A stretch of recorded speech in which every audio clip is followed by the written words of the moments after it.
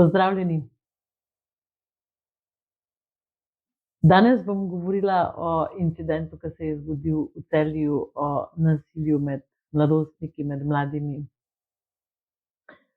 Najprej sem se odločila, da ne bom o tem govorila sama pri sebi, da ne bom sodelovala v tem masakru, potem sem pa po enem naključju naletela na komentarje pod tistim videom in ko sem prebrala te komentarje, me je zelo pretreslo. In sem si tako rekla, čakaj, te komentarje pišejo odrasle osebe, te komentarje pišejo ljudje, ki so starši. In to so bili komentarji, ki so grozili, morili, poniževali, zaničevali. In ko sem to brala, meni so solze prišle v oči, zato ker sem v enem trenutku rekla, od teh ljudi se učijo naši otroci. Naši otroci se učijo od nas. In če ste eden izmed tistih, ki je napisal kakšen tak komentar, to ni okej. Zaradi tega, ker ste sodelovali v tem, ker ste spodbujali sovražnost, ker ste spodbujali nasilje s tem. To je bilo, ti komentarji so nasilni. Zelo nasilni. In vsak, ki je delil ta video na svojem zidu, je na nek način spodbujal to nasilje. Dajte si predstavljati, da bi vaš otrok bil eden izmed teh otrok. Pa dajmo to sliko, ne samo gledati punce, ki je vpila, pa punce, ki je bila izločena. Dajmo pogledati vse. Punco, ki je izločena, punce, ki so vpile, punce, ki so brcale, ki so klofutale, ki so porivale, deklice, ki so gledale, fante, ki so gledali, nekoga, ki je snemal ali več tistih, ki so snemali, ker ne vem, če ste opazili, video je zmontiran, in seveda tistega, ki je objavil ta video. Vsi ti otroci so enako odgovorni in te otroke je treba pogledati nevtralno.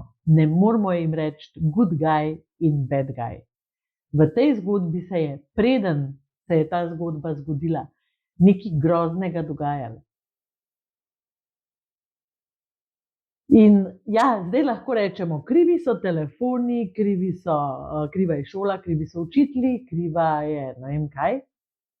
Ampak, dragi moji, ti otroci imajo družine in družina je prva v vrsti, starši smo prvi v vrsti, ki učimo našega otroka. Učimo našega otroka empatije, regulacije čustev, učimo ga upoštevanja in spoštovanja meja, učimo ga, kaj je dopustno in kaj ni dopustno, učimo ga spoštovanja, učimo ga ljubezni, učimo ga pomagati drugim, učimo ga sprejemati drugačnost, učimo ga živeti v družbi sebi neenakih ljudi. Ker veste, da nam nihče ni enak in da vsaj v kakšni stvari se s kom ne strinjamo in da se moramo to naučiti. Glejte, naši otroci se ne rodijo nasilni. Naši otroci takšni postanejo. In če ste strahico možgančka pomislili, moj ni tak, ne. Nobeden ni tak. Niti vaš, niti moj, niti sosedov. Ampak vsak otrok lahko postane tak. Vsak otrok lahko pride v situacijo, ko se ne bo počutil varno, ko se bo počutil ogroženega, ko bo imel občutek, da pripada neki marginalni skupini, ki je nasilna in se ji bo pridružil in naredil sranje. Vsak lahko naredi to. In zato smo mi starši prvi v vrsti, ki otroka učimo, da je to ne, in ki otroku pomagamo, kadar pade v tako situacijo. Ker to ne pomeni, da če ga učimo, da je to ne, da v tako situacijo ne bo padel. To ne pomeni, da če smo mi perfektni starši, da se ne bo enkrat zgodilo nekaj, kar mi ne dopuščamo. Verjemite mi, tukaj sedim, zgodilo se mi je. Tudi take stvari so se mi zgodile, ker sem rekla, oh, moj pa ni tak. To ni odvisno od nas. To je odvisno od zrelosti vašega otroka, od tega, a on je sposoben reči ne ali ni, od tega, koliko se doma počuti varno, koliko je doma navezan, koliko v tistem trenutku, ko bi lahko naredil nekaj, kar ve, da ni okej, mu tisti notranji glas reče, pojdi rajši stran, umakni se, to ni v redu. In zdajle kaznovati te otroke na tak način, da mu, recimo, slišala sem en komentar enega strokovnjaka, kakor pač udarila ga je, to je kaznivo dejanje, to je treba sankcionirati. Kaj boste s tem naredili? Kaj bomo s tem naredili? Otroku dali kaj? Denarno kazen, ki jo bojo plačali starši, jim bomo dali opomin, super, jih bomo izključili iz šole, da se pa ne bojo imeli kam dati. S tem bomo res ogromno naredili. Ne. Tak otrok mora nositi posledice za svoje dejanje. To pomeni, da se mora vključiti nekam, kjer bo delal na odnosih, na spoštljivosti, na empatiji. Pa ne za kazen. Ne za kazen, ampak zato, ker se mora to še naučiti, ker pač očitno še ne zna. Poleg tega pa, tudi mi starši se moramo marsičesa naučiti. Tudi mi starši marsičesa ne znamo. Tudi mi gledamo, pa beremo, pa na glas komentiramo, kreten, kaj bi jaz s tem naredil, jaz bi mu ne vem kaj. To naši otroci poslušajo. In če mi to govorimo, zakaj pa oni ne bi? Tako si oni mislijo. Oziroma, a mi res mislimo, da smo bolj zreli in da si to lahko dovolimo na glas reči, naši otroci pa ne.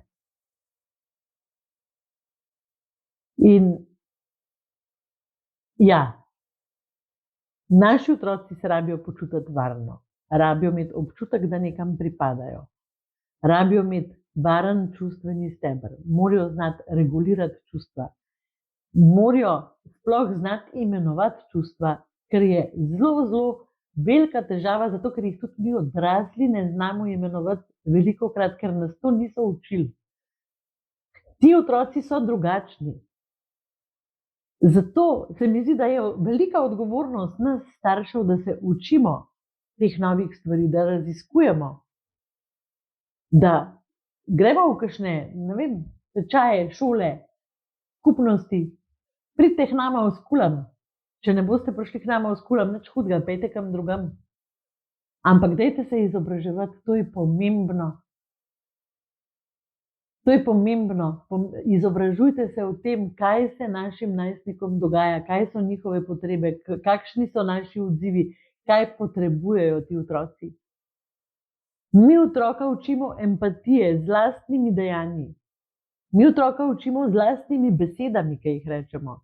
Mi otroka učimo s tem, a gredo naše besede in naše dejanja skupaj. Mi otroke učimo z našo miselnostjo. Oni vidijo, kako mi razmišljamo. Oni vidijo, kako se mi odločamo, kako izbiramo. V življenju ves čas izbiramo neke odločitve. Otroci nas gledajo in mi njih s tem učimo. Predvsem jih pa učimo s tem, da jim pokažemo, da v življenju ni samo užitek in da v življenju ni vse na izvoli in da lahko samo nekoga ponižamo in stopimo na njega, zato da bomo šli lahko naprej svojo pot. Da jih naučimo, da različnost ustvarja konflikte in da so konflikti lahko nekaj zelo dobrega. Kadar jih znamo rešiti, to se pravi, različnost ustvarja konflikte in kadar mi znamo rešiti konflikt, postanemo bolj modri in bolj izkušeni in dobimo veliko več novih prijateljev, kot pa, če ne znamo rešiti konflikta. Starši smo zdajle na točki, ko moramo začeti drugače. In potem se bo spremenil ves ostali sistem, učitelji, šola, družba. Ampak osnovna celica, osnovni sistem te družbe je družina. In to je lahko enostarševska družina, to je lahko sestavljena družina, nima veze. Mi moramo začeti delati na odnosih, mi moramo začeti učiti empatijo, mi moramo vedeti, da obstajajo meje. Mi moramo začeti spoštovati vrednote, ki jih učimo. Res vam bom hvaležna za komentarje spodaj pod tem videom. Vas pa prosim, da so spoštljivi, izkušeni, da ne sodijo drugih ljudi, da ne ponižujejo, ker jaz tega ne podpiram in nikoli ne bom podpirala. In nikoli se ne bom pod tak komentar odzvala ali pa podpisala ali pa ga polajkala ali pa posrčkala. Tudi kakšnega zbrišem kdaj, če vidim, da gre čez vse meje.